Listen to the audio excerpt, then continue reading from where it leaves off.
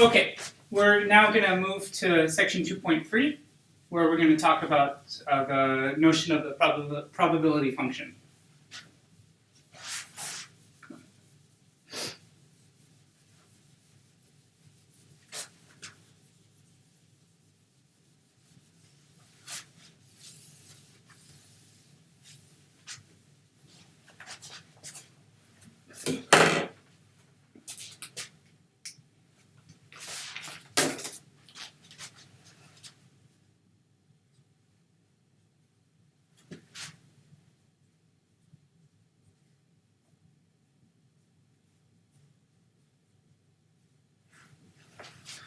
So, I want to think of the experiment, a probability experiment, in the following way. So, we can draw a Venn diagram representing the sample space S. And when an experiment occurs, an outcome is produced.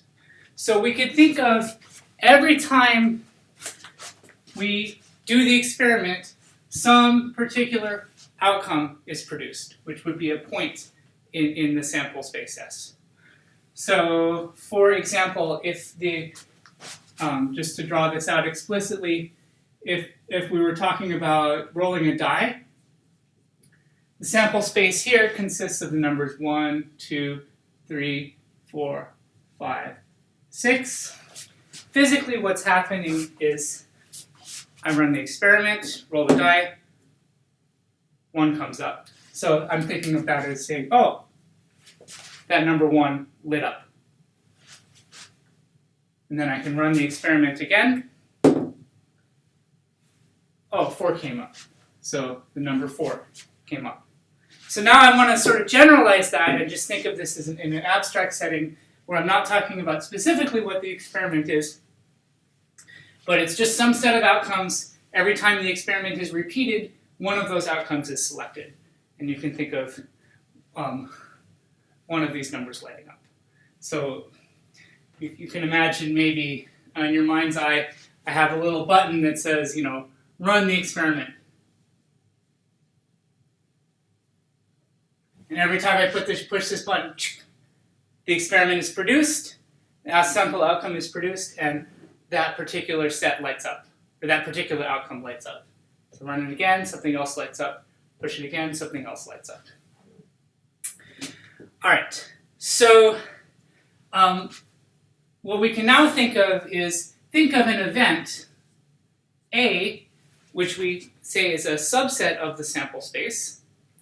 And now, every time the experiment is repeated, one outcome of S occurs. And if that outcome is in A, then we say A occurs. So we say A occurs if S in A is the selected outcome.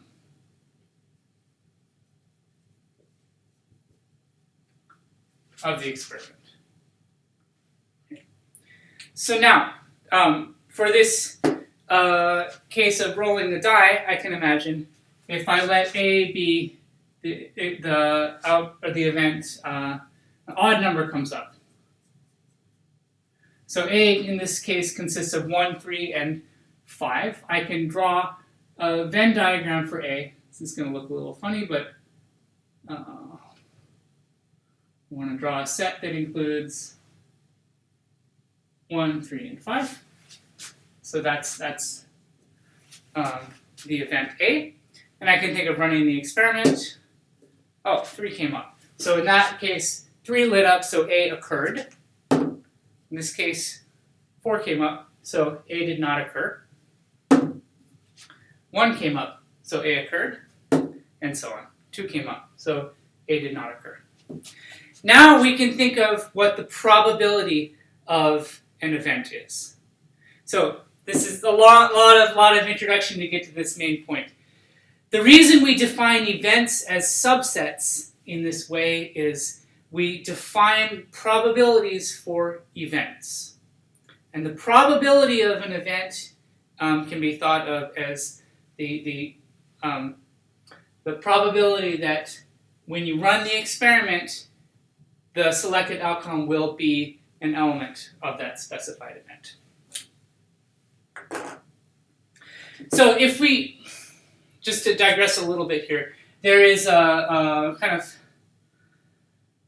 a philosophical interpretation of probabilities as follows, that says a probability is a number between 0 and 1, such that if you repeat the experiment an infinite number of times, then the fraction of times that that event occurs, divided by the total number of times that you have run the experiment, will converge to the probability of that event. So in this case, we can kind of mentally imagine running the experiment a very large number of times, counting how many times that event A occurs, and then we say, well, that ratio of the number of times A occurred to the total number of times that we ran the experiment gets closer and closer to a number that we're going to call the probability of A. So that's just a little bit of kind of philosophical interpretation of probability as the frequency, the ratio of the number of times that event occurs to the total number of times that the experiment was run. Now, what we're going to kind of take a little bit of a different approach and say we are going to assume that an experiment has a probability function associated with it. And the probability function is a function that takes any set, any event, and gives it a number that is the probability of that event. So the interpretation of that probability would be, okay, if we did repeat the experiment many, many, many, many times, then the number of times that that event occurred divided by the total number of times you ran the experiment should converge to that probability. So let me state it this way. So every well-defined experiment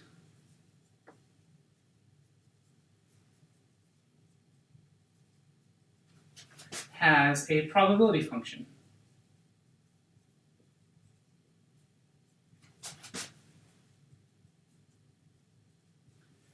And what this probability function does is it takes sets of outcomes or events and assigns them a number. So P is a set value function.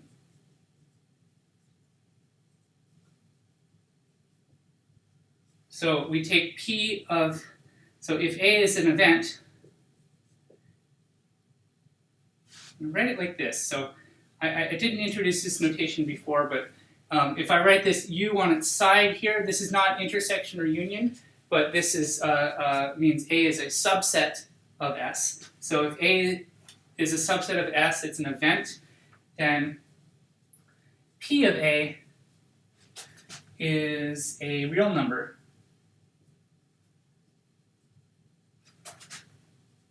in the range from 0 to 1, including the endpoints. That is, we interpret it as the probability of A occurring.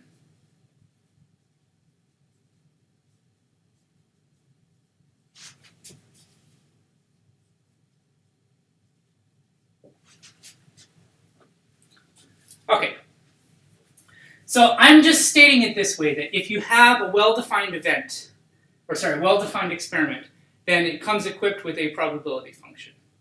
Now, probability function is a function which is a set-valued function, and the interpretation of that number is if you ran the experiment a very, very large number of times, the ratio of the number of times that that event occurred to the total number of times you ran the experiment would approach P of A. So in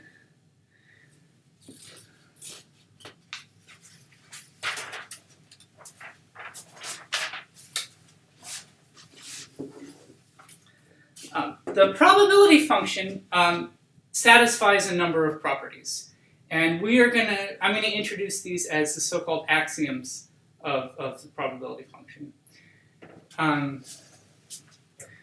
which means that anytime you have a function that satisfies the following axioms, it can be considered a probability function. Conversely, anytime you have a probability function that's really coming from some real physical experiment, it's going to satisfy those properties.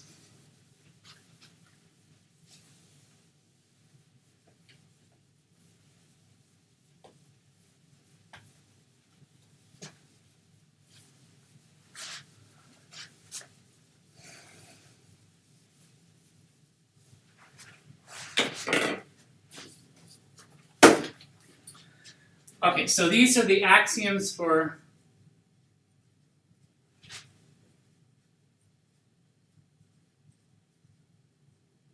the probability function. So the first one is the following. This is known as non-negativity. So if A is an event, then the probability of A is greater than or equal to 0. So we're not allowed to have negative probabilities. You're never, any function, set function that gives a negative value to any set is not a probability function. The second axiom is that the probability function is normalized. So this is the normalization property. Or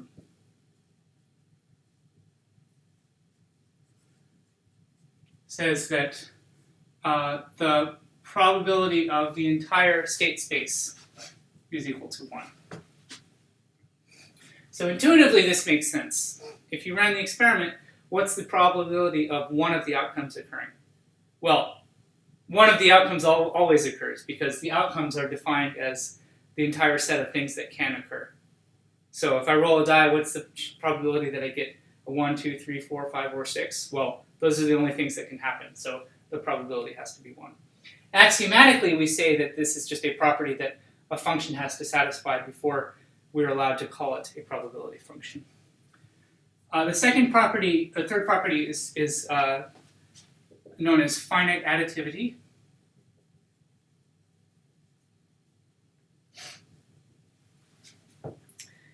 And this says if A, B are events, and they are disjoint, so A intersection B is equal to the empty set, then the probability of A union B is equal to the probability of A plus the probability of B. So if I go back to my Venn diagram picture here, this has a nice interpretation which says, well, what's the probability if I have two subsets here that are disjoint?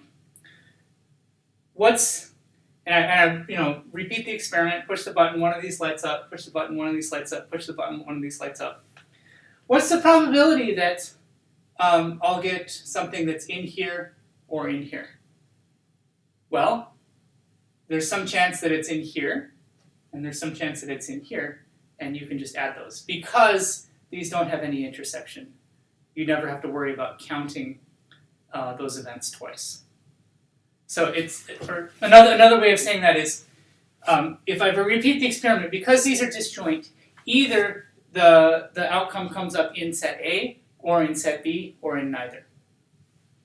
So if I count up all the times it's in set A and divide by the total number of experiments, that's going to be close to P of A. If I count up the total number of times it's in set B and divide by the total number of times I've run the experiment, that's going to be close to P of B. If I count up the total number of times it's either in A or B, and divide by the total number of times I run the experiment, that's going to be P of A union B. So this property makes sense. We do not have this property if, this statement does not hold if A and B do not have empty intersection. So this is important. And then the last thing is, this is kind of a technical point. This is the name of this is countable additivity.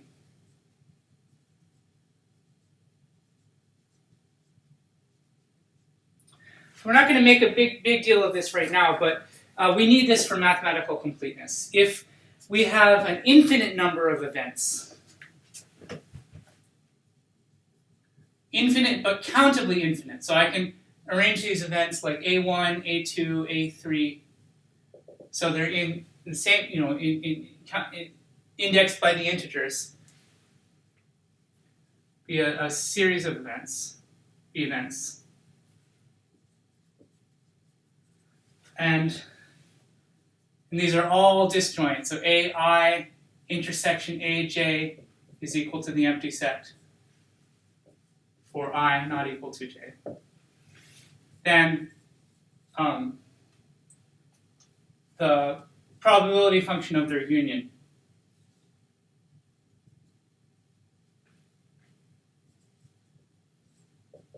is equal to the infinite sum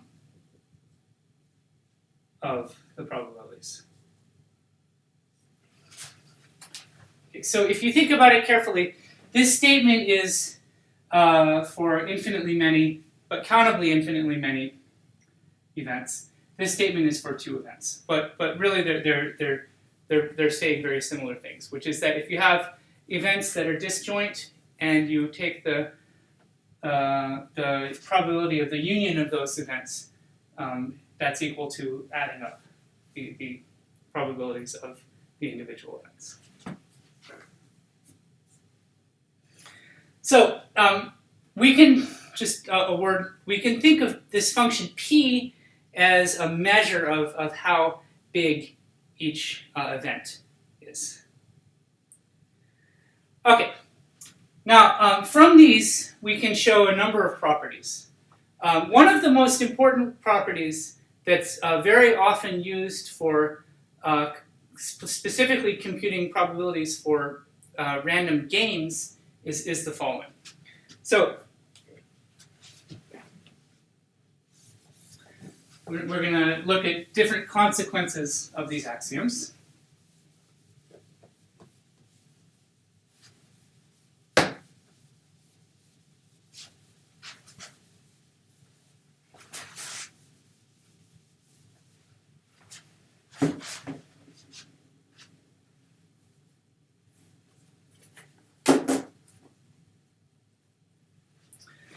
So if we know, I'll make a note of this.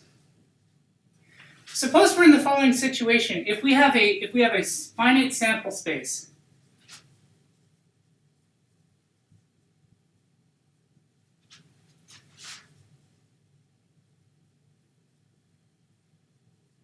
and all of the outcomes are equally likely,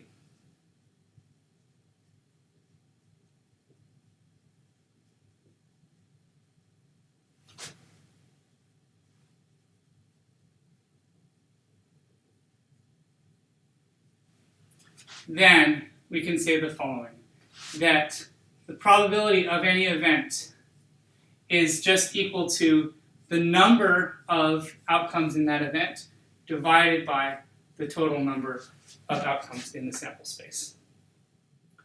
So this is a really important statement that we can use whenever we have a situation like this, where we have a finite sample space where all of the outcomes are equally likely. So when do we have that kind of situation? Well, a couple things that I've been beating you over the head with. If I roll dice, what's the size of my sample space? Well, we went over for 2 dice, we have basically 36 different possibilities, because I can have 6 on the first dice and 6 on the second dice, and they're all equally likely. So that's an example of assuming that the dice are not loaded in any way, then all of those different sample outcomes are equally likely. So I could use this to compute events for that case of dice. So for example, this is kind of backing up to where before, if I have 2 dice, I want to say what's the probability rolling 4. Well, this is an event. Rolling a 4 is an event. And so this event A consists of 1, 3, 2, 2, 3, 1. So those are the outcomes that are in that event. And they're all equally likely. And there are 36 total possible events. So the probability of A in this case is going to be 3 over 36.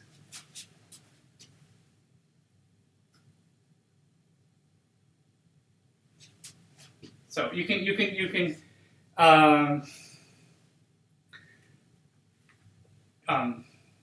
there are a lot of different kinds of questions like that I could ask about different probabilities for that case of rolling dice.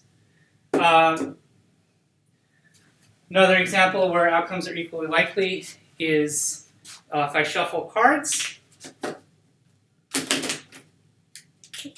and pick one card off the top of the deck. There are 52 possible cards. It's just as likely to pick one card as any other card. So I could ask the question of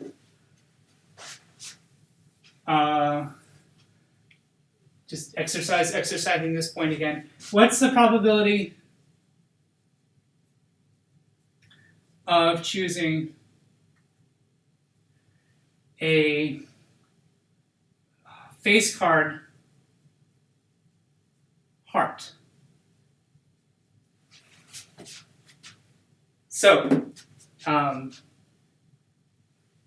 here the event A is cards that are face card heart. So this is the Jack of Hearts,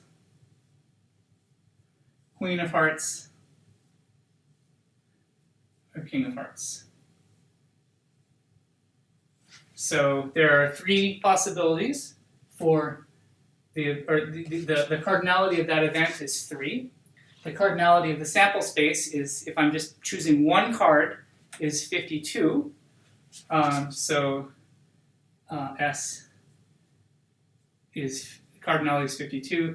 So the probability of A is going to be 3 over 52. So if I shuffle this deck, there's a 3 in 52 chance that the card that I pull out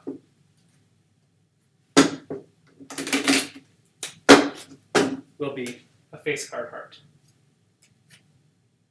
And indeed, okay, didn't happen. So if I repeated that event, shuffle the cards, pull one card, shuffle the cards, pull one card, I would get a face card heart 3 over 52 times on average. Okay.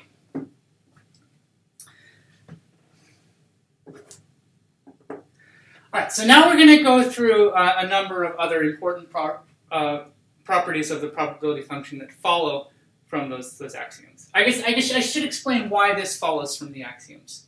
So the reason that this follows is basically I can think of A as being if you know A1, S1, S2, S3 up to S cardinality of A elements, then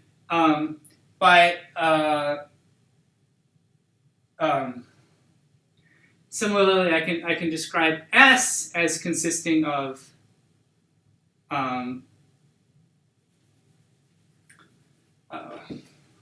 let me back up a little bit.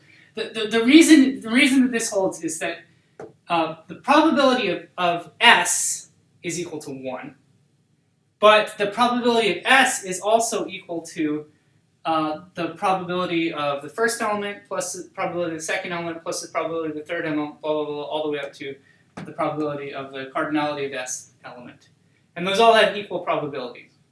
So all of those numbers have to add up to 1. So the probability of each individual element has to be 1 over cardinality of S. So now if I have a particular subset, I can write A as like that first one union that second one union that third one up to the last element that it has. Sorry, this should be cardinality of A. And then I can use the countable union property to say, the countable additivity to say that the probability of A has to be equal to the probability of that set that just consists of that first element plus the probability of that set that's just the second element plus the probability of that set that's just that last element. And then these are all equal to 1 over the cardinality of S by the argument I said before.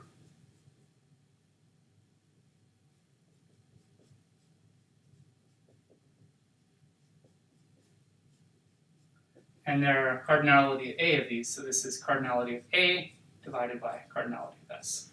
So this property does follow from the axioms that we described in the event that all of the outcomes in the sample space are equally likely. Okay. So there are a number of other properties that will follow from the axioms we described earlier, and we're just going to go through them now. They're all pretty intuitively clear, but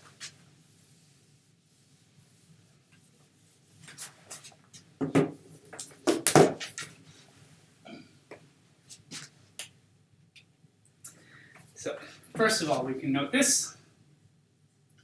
So these are properties of P, the probability function, that follow from the axioms.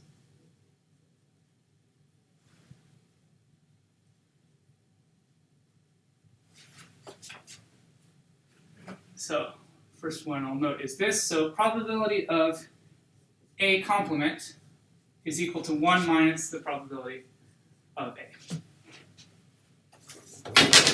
Oh, sorry, Charlie. So why does this follow? Well, for many of these properties, we can prove it by describing a particular set as a disjoint union of other sets. So for this set, the Venn diagram picture is like this. That's A. Everything outside of A is A complement. The probability of this whole thing, this whole set S, has to be 1. So I'm saying the probability of A complement has to be 1 minus the probability of A occurring. So, kind of in English, I could say, well, if the chance of rain tomorrow is 20%, what's the chance of it not raining tomorrow? Well, it's 80% because there's a 20% chance of it raining, so there's an 80% chance of it not raining. So that's the English language statement of exactly this property.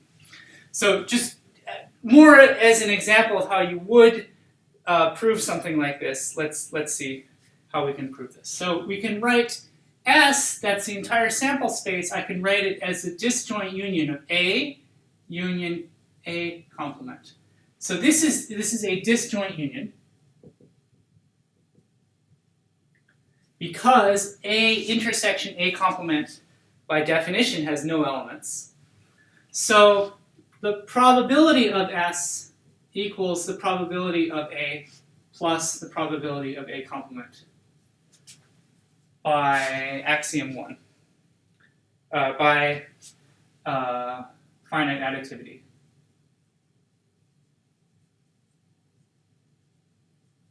Of the probability function. And then P of S, what is that? Well, that has to be 1.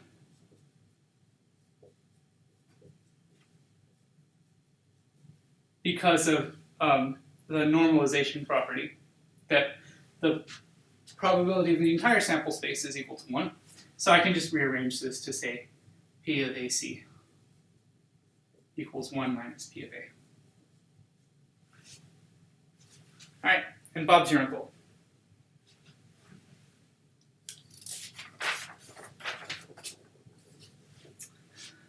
Second property that's often important is this. The probability of the empty set is equal to 0.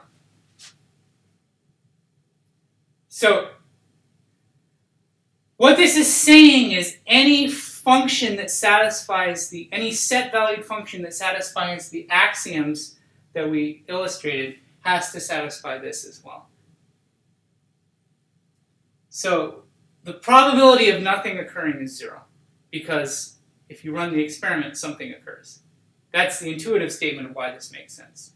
But the way you would prove it is as follows. We can write that the empty set is equal to the complement of the entire sample space. So using the property we just showed, this says the probability of that set is 1 minus the probability of S. I'm just using this property with writing the empty set as the complement of the sample space. So this is 1 minus 1, which is equal to 0.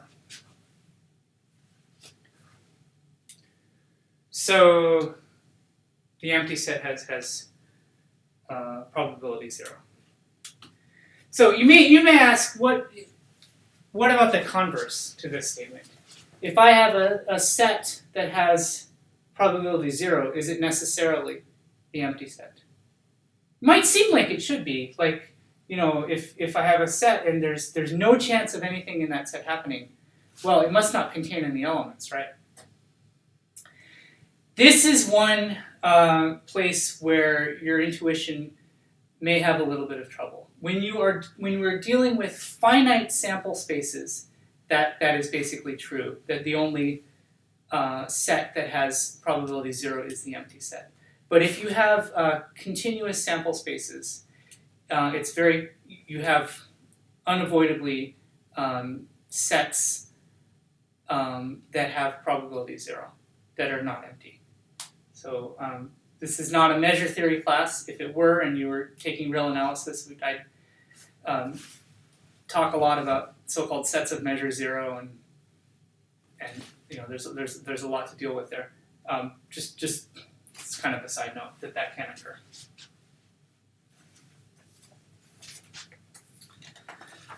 All right. So the third of these properties that I want to go through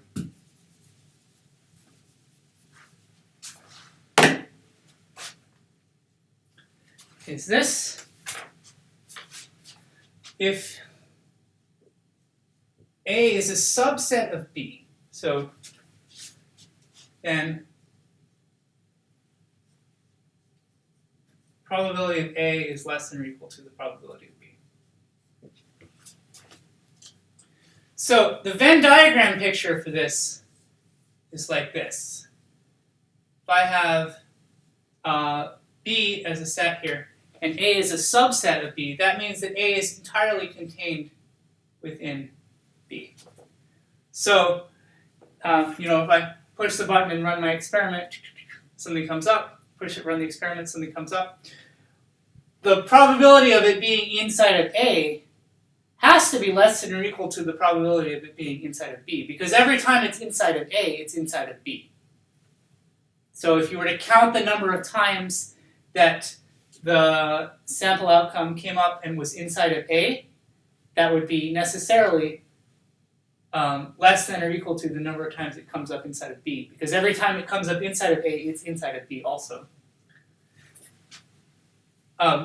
So that's intuitively why this statement makes sense. So if the event contains more events, it's more likely to occur. It's like saying, what's more likely, rolling an even number or rolling either an even number or the number 5? Well, it's more likely to roll an even number or the number 5, because that kind of captures more possibilities of the sample outcomes. So how do we write this, prove this formally? We can again write this as a set decomposition. So I can write B here is equal to B,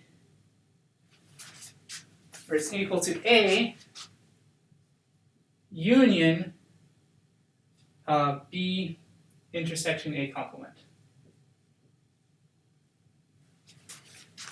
So what I'm doing in the Venn diagram here is I'm saying this set B I can write as it's A union this stuff that is in B but not in A. And because A is entirely inside of B, this gives me all of B. So this is a disjoint union because A and B intersection A complement necessarily are disjoint because this only contains elements that are not in A and also in B. So that's a disjoint union, so I can write that the probability of B is equal to probability of A plus the probability of B intersection A complement. So back to this picture, I'm just saying the probability of B is equal to the probability of A plus the outer ring of the donut there. So whatever this is non-negative. This is always greater than or equal to 0. It may be 0, but it's always greater than or equal to 0. So this implies that probability of B is probability of A plus some other number that's greater than or equal to 0. So that means that it's bigger.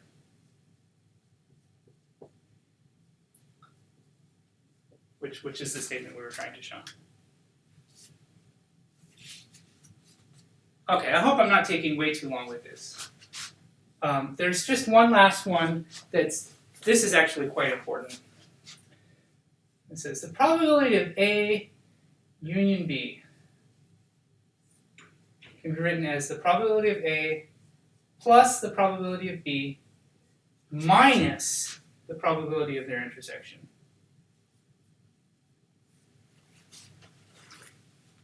So let's see why this should be the case. Again, it's helpful to draw a Venn diagram. I'm running out of room. But so here, the situation we have two sets A and B. They may have an intersection, so I'll write it like that. And I want to describe the probability of A union B, which is this. So if you just kind of look at where the areas are, if I take the probability of A, that's measuring all of this. If I add the probability of B, that's measuring all of this. That's including this entire thing, but it's counting this intersection twice. It's like I got this piece here once when I took probability of A, and then again when I took probability of B.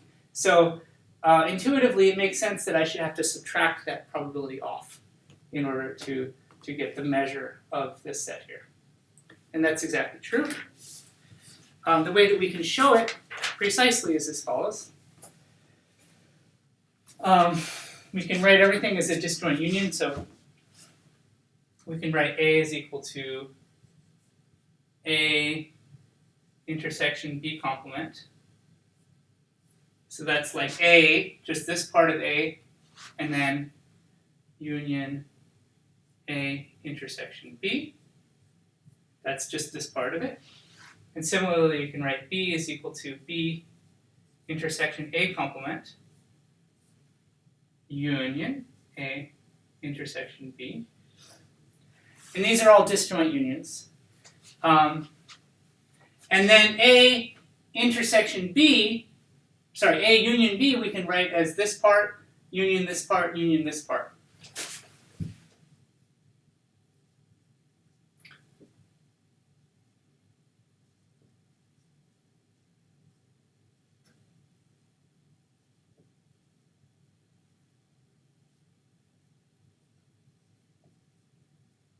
Okay, so this is a lot of symbols on the board, looks kind of annoying and scary.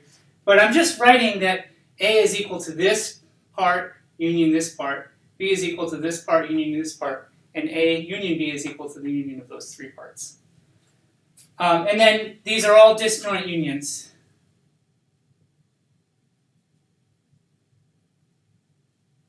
By definition. And so we can apply the finite additivity, and we can say that probability of A is equal to probability of this plus this.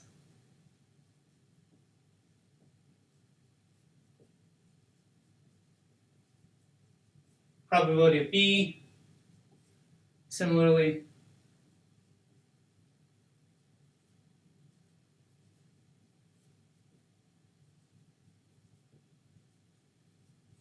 And then probability of A union B is the sum of those three.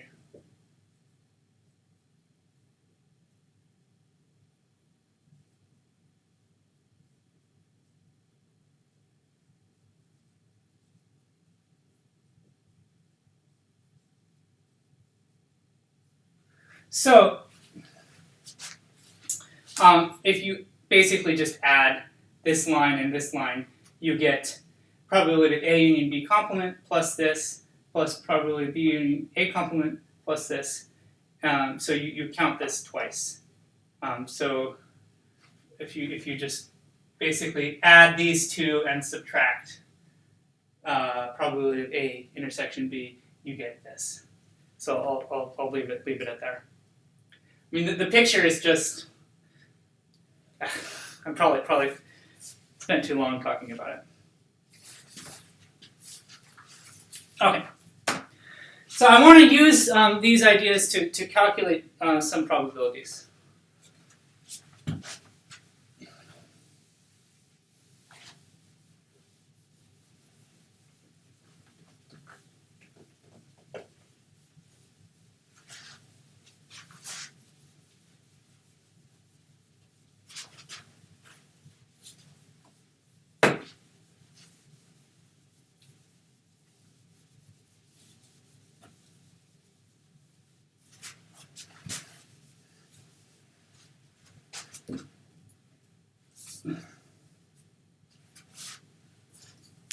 So Charlie and I are going to play a little game. We are both going to roll dice. He's going to roll the black die, I'm going to roll the red die, and whoever gets the bigger number wins.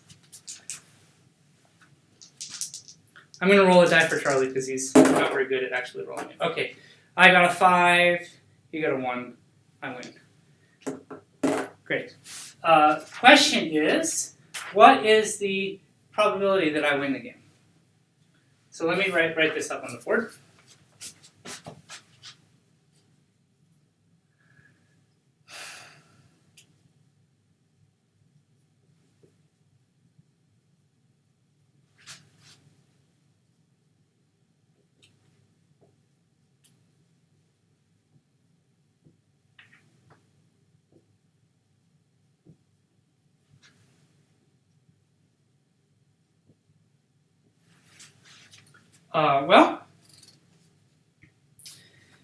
So we can describe this by asking what the probability of an event is. So I'm going to describe A is the let T be event that there's a tie.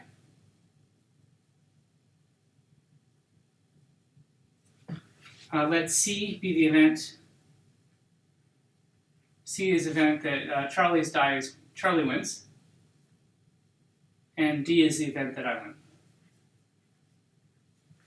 So the question is, what is the probability of this event D? Okay, I'm going to describe two ways of answering this question. And it's kind of instructive to see both of them. So the hard way, or the kind of naive way, is to just look at all of the elements in the sample space and count up how many elements are in this event and divide by the total number of elements in the sample space.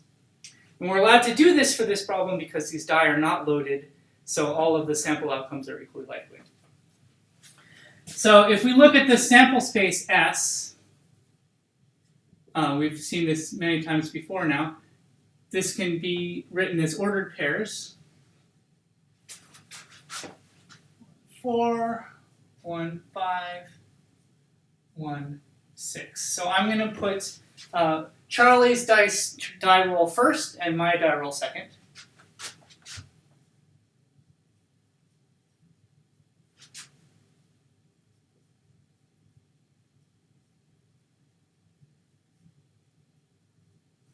And I'll just write out 3 lines of this before I put the ellipses.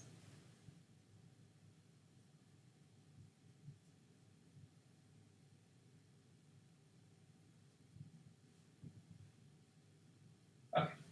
So we can divide these rules into different events. So an important thing is that these 3 events partition the sample space. By that I mean they are all mutually disjoint. So either there's a tie, or Charlie wins, or I win.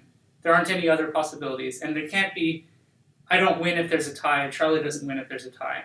If Charlie wins, it's not a tie. If I win, it's not a tie.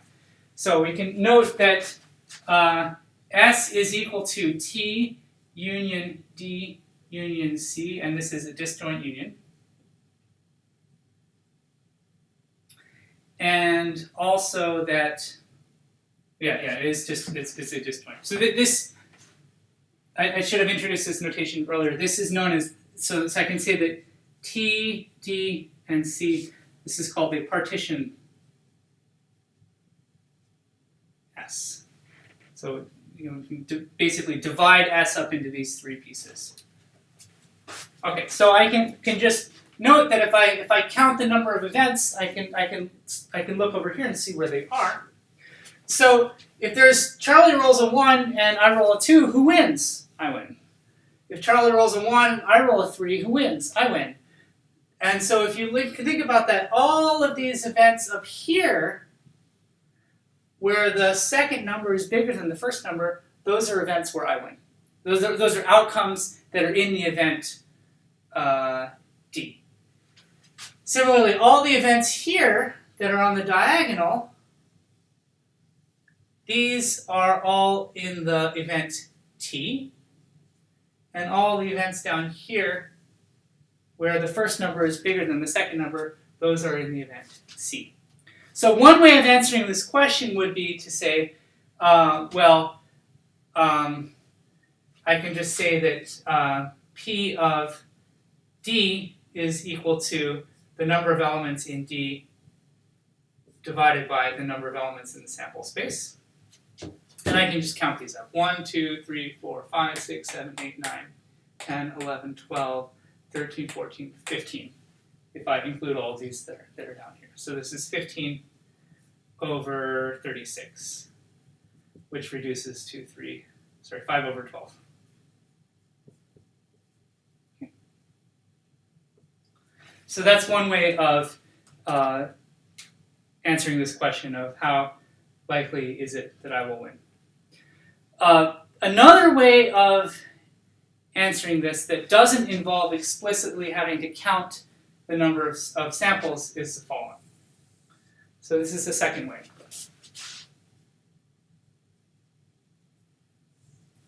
The second way we can compute it is to note that these partition the sample space. So that probability of D plus probability of T plus probability of C must be equal to 1, because that's the entire sample space. Now I can note that this game is symmetric. Assuming that my die is not loaded versus Charlie's die, he's just as likely to win as I am to win. So by symmetry, I can say that P of D is equal to P of C. Charlie and I have equal chances of winning this game. So I can rewrite that to say 2 P of D plus P of T equals to 1. And now I can ask, well, what's the probability of getting a tie? Now here I'm going to use a different kind of reasoning. So originally here I could just count up, and I could do it by just counting up the number of elements in that event and dividing by the sample space, but I can also do it by the following reasoning. And this is instructive. So, we roll together like that. I could as well say Charlie rolls first. Whoops. Now, whatever Charlie rolls, if I roll, what's my chance of getting a tie? No matter what Charlie rolls, if here he rolled a 6, I have an exactly 1 in 6 chance of getting exactly the same thing. So it doesn't matter what Charlie rolls first. If Charlie rolls a 5, then when it's my turn to roll, I have an exactly 1 in 6 chance of getting a 5. So if you use that line of reasoning, you can say probability of getting a tie is 1 out of 6. So now I can just do some algebra to say, okay, well, so 2 times P of D plus 1 out of 6 is equal to 1. So 2 times P of D equals 5 over 6. So P of D equals 5 over 12.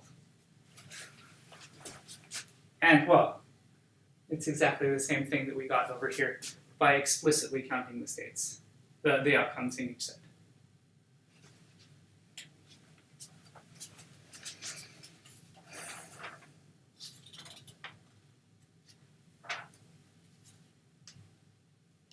Okay, I want to do another example that kind of exercises similar use of the properties that we derive from the axioms for the probability function.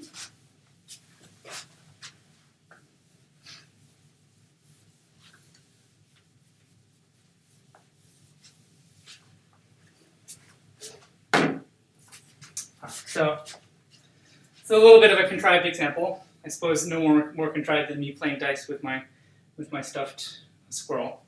Let's say there's a student, Lucy. Lucy has it's finals week and she has a math test.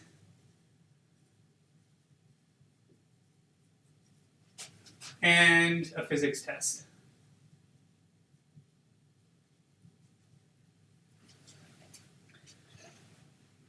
Now, she has a 90% chance of passing her math test.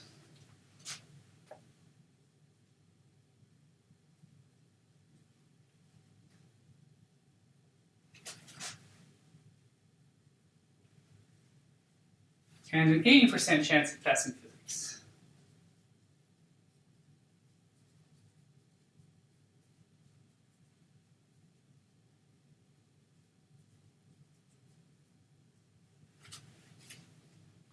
Now, I'm going to ask the following. So if she has a 12%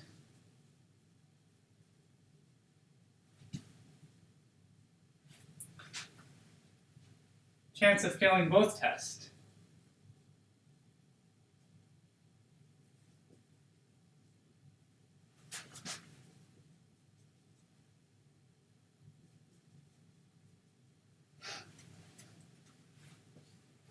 I can ask, what is her chance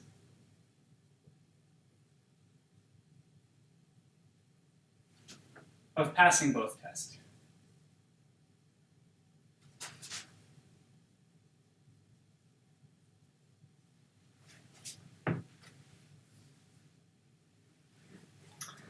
Okay, so gosh, word problem, kind of annoying. But let's see how we can take this and translate it into questions about probabilities of sets that we can draw out on a Venn diagram in order to figure out. So, first of all, what is her chance of passing both tests? It's not 88%. Because that is the chance, if she has a 12% chance of failing both tests, the complement of that is not passing both tests. The complement of that is passing at least one test. So it's possible that she passes one and not the other. So it's not the case that 1 minus 0.12 is just the answer to the question that we're asking. Okay. So we can approach this by drawing a Venn diagram for the different possibilities. So I'm going to define the following events. So let M be the event. She passes math. P be the event of passing physics. Now I'm realizing that I'm having P as an event as well as the name of the probability function, but hopefully it's not too confusing. So draw a Venn diagram here for M. Draw a Venn diagram here for P. So I want to translate the information I've given in terms of statements about the probabilities of these different events. So what I'm being told is that the probability of passing math, I'm going to write PR instead of P just because I used P here. I'm sorry about that inconsistency, but PR is also often used to denote the probability function. So this is 0.9. PR of P is equal to 0.8. And we're told that the probability that she fails both tests, so that would be she does not pass math and she does not pass physics. That would be the event that's outside of both of these. If you think about how you would write that event in terms of intersections and complements, it would be this. So it's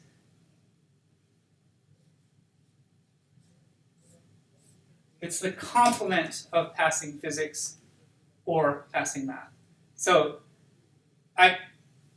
depending on how your brain works and how you think about this, this can come up in different ways. One way I can think about this is I say not physics or math. So she does not pass physics or math. That's on the Venn diagram, that's this set out here that is not in M, not in P. So we're being told that the probability of this pretty bad outcome is 0.12. And then the question we're being asked is,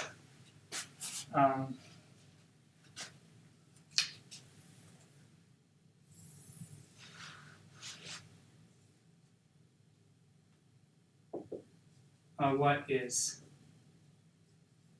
the probability of passing physics and math? Okay. So we can go back to our Venn diagram and kind of think about what information we have. This is what we don't know. What's the probability of this part of the set here? We know that this whole set here is 0.9. We know that this whole set here has probability 0.8. This whole set here has probability 0.9. This thing out here has probability 0.12. So we can, I think there's more than one way to do this, but one way to do it is to say the following, that if you use one of those axioms, the probability of P union M, we can write as probability of P plus probability of M minus probability of P intersection. So that's the one that's saying if we want to measure the union, the measure of the union is the measure of the first set plus the probability of the second set. But then when we do that, we count the intersection twice, so we have to subtract this off once.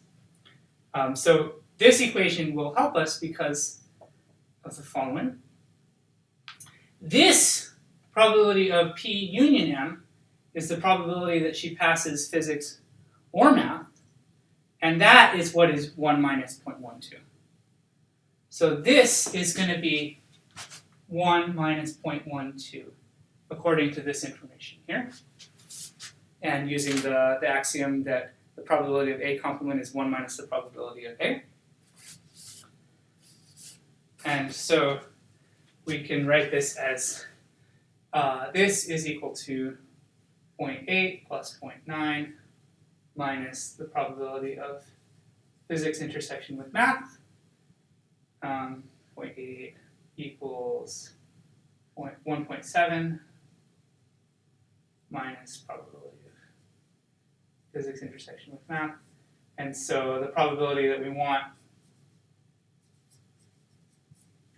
just doing this algebra now, is 1.7 minus 0.88, which is 0.82.